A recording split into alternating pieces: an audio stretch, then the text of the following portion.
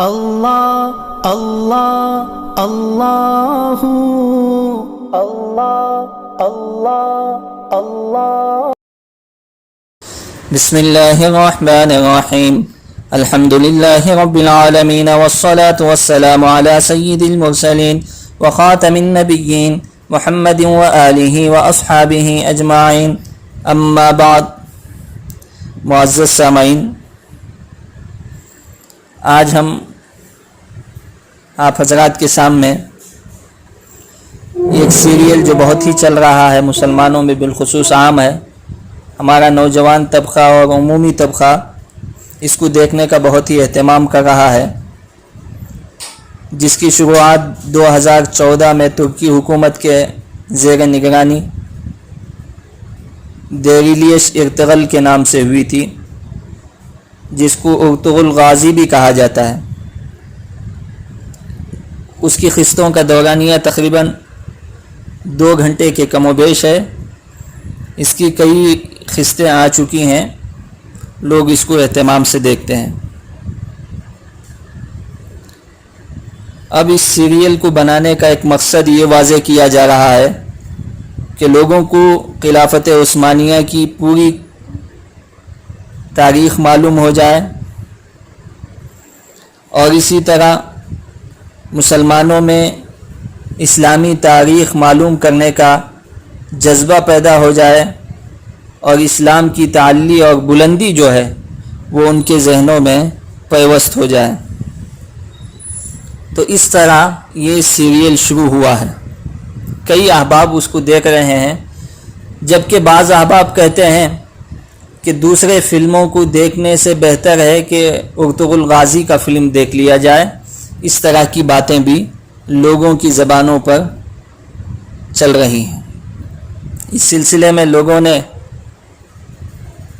گزارش کی، آپ ہی میں سے بہت سارے لوگوں نے، کہ اس پر کچھ کہا جائے۔ تو سب سے بنیادی بات جو کہا جا رہا ہے کہ اسلام کی تاریخ سے واقفیت، اسلام کی تاریخ لوگوں کو معلوم ہوگی، نوجوانوں کو معلوم ہوگی، اور اسی طرح یہ کہ اسلام کی تعلی اور بلندی جو اس میں دکھائی گئی ہے اس کا لوگوں کو علم ہوگا۔ یہ اپنی جگہ ٹھیک بات ہے، اس کا کوئی انکار نہیں کر رہا ہے۔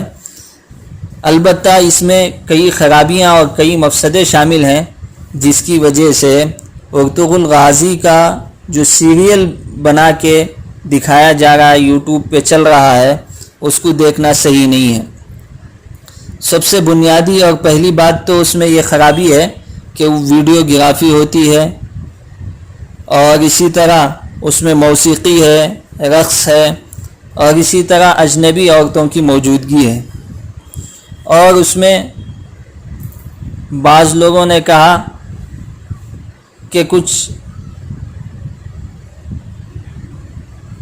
ایسی تصاویر آ جاتی ہیں، ایسے کلپ آ جاتے ہیں جو عشق اور معاشقے پر مبنی ہوتے ہیں۔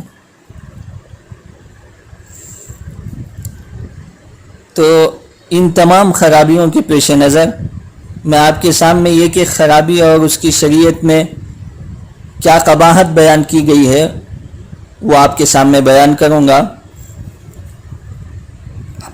سب سے پہلے ویڈیو گرافی ہوتی ہے۔ جناب محمد رسول اللہ صلی اللہ علیہ وسلم نے ارشاد فرمایا، تصویر بنانے والوں کو قیامت کے دن عذاب دیا جائے گا، اور ان سے کہا جائے گا کہ جو تم نے بنایا ہے اس کو زندہ کرو۔ اب ظاہر سی بات ہے، اللہ کے علاوہ کسی میں یہ صفت موجود نہیں ہے، وہ کہاں سے زندہ کریں گے۔ اور دوسری خرابی اس میں میوزک کی ہے، جس کے بارے میں جناب محمد رسول اللہ صلی اللہ علیہ وسلم نے ارشاد فرمایا، اللہ نے مجھے تمام جہانوں کے لیے رحمت بنا کر بھیجا ہے، اور لہو و لعب اور گانے بجانے کے آلات کو ختم کرنے کا حکم دیا ہے۔ جب جناب محمد رسول اللہ صلی اللہ علیہ وسلم کا یہ حکم ہے، تو ہم موسیقی اور گانے بجانے کے ساتھ اسلام کی تاریخ اور اسلام کا تمدن اور اسلام کی بلندی کیسے کر سکتے ہیں، جبکہ جناب محمد رسول اللہ صلی اللہ علیہ وسلم نے فرمایا، مجھے لہو و لعب اور گانے بجانے کے آلات کو ختم کرنے کے لیے کہا گیا ہے۔